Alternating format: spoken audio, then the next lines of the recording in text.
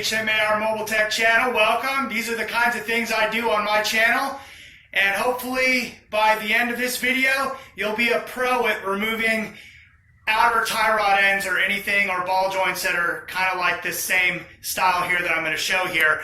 This vehicle is a 2012 Chrysler 200 with a 2.4 liter, and I'm trying to remove the CV axle. As you can tell, it's pretty damaged.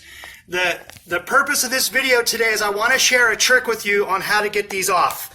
Now, this is going to work on anything out there, Japanese, American, European, it doesn't matter what it is.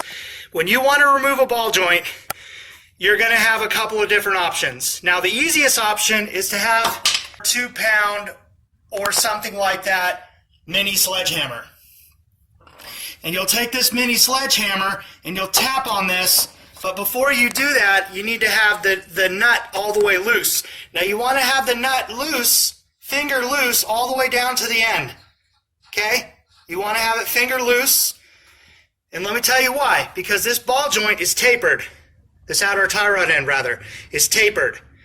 And that taper is pushed into the steering knuckle here. And it's still fixed in place right now. I haven't released it out of there. So you'll get your ratchet and you'll get your socket and you'll loosen that nut all the way down until it's finger loose, all the way at the end, because as soon as you tap on it, you know, give it a couple of whacks and it pops up.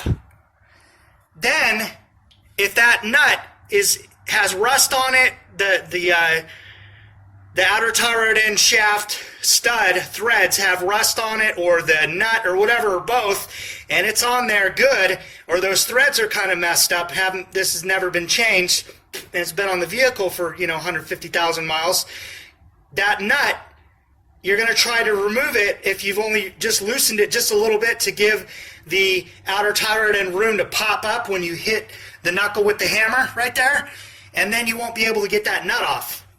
So that's why you get the nut all the way loose, and then that way when you go to hammer on it,